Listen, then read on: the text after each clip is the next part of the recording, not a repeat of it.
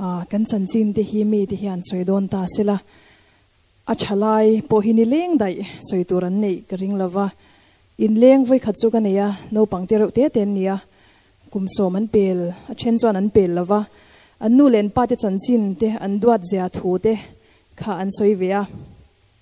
anin soi the siak vea unau kazen khan ni hloma pariat velania an soya an soya ngoi ringin e rongbol hun lai in ania ka ngai tharenga chota chuan annu le an pa te chat na khan atlin tongang lovanyang atop lama chuan annu le an pa te kha an rel ta an soya chen ka chuan min duat lo an tia chang le an strict thei si te khan tia an soi chawa chutianga an ti ka ngai thak lai reng chuan ka chanchin po hi tu emoni hian soidon chela nileng dai cha po soituran nei om silava masela krista chanchin e rochu acha soitur chelo tan po chanchin chania ti ka ngai to khan cha tuan nun na min petu chanchin hi avan hlutak em ti kha ka thinlonga hian lo thleng jok meya voinia hian zanina hian lali swa krista chanchin hlut zia hi kan shephak lo ani mai theya kan shefia zo lo ani mai theya amai ro chu a hluani ti hi pomila krista chanchin hi amoyani he ang em a chanchin cha hi adanga om to lovani ti hi ngai to anonila kan ngai to ngai lo awanga a chanchin kan ngai to ngai lo le kan soi ngai lo awanga a that na le aro puina te kan sha thiam lo hi thil tam tak a om chini in ga sha chowang chuan zanina hian ka chalai puide hian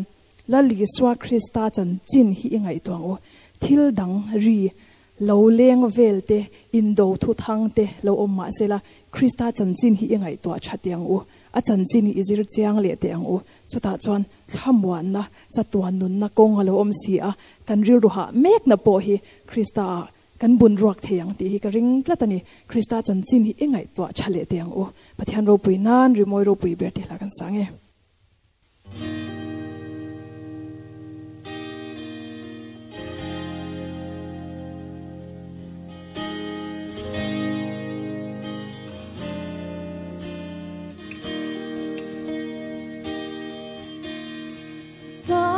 Chuan in mual tin shoot hoi veli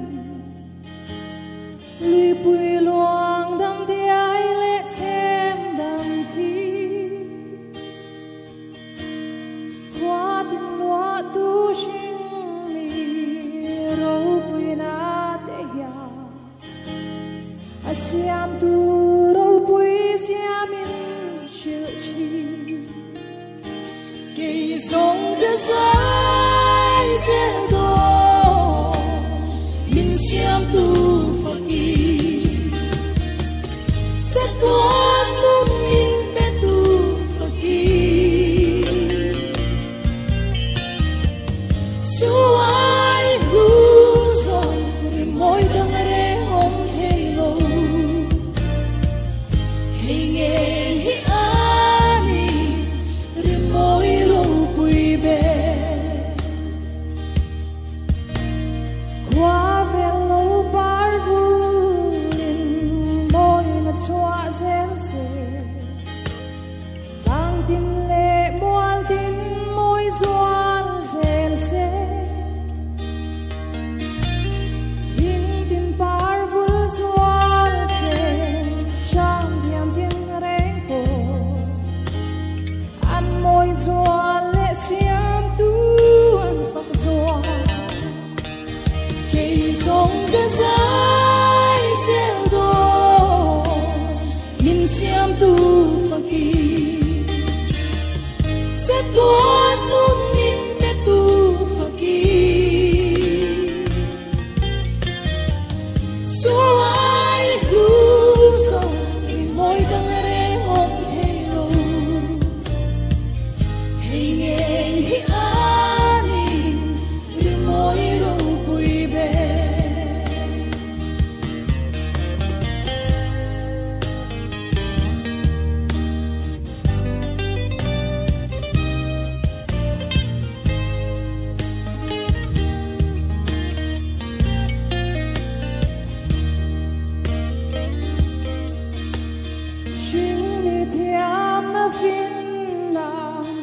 zong de nei la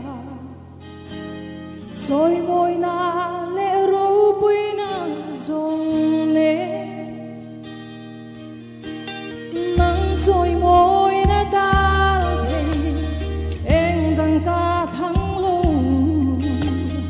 Nang phak thei che hi ka tu bere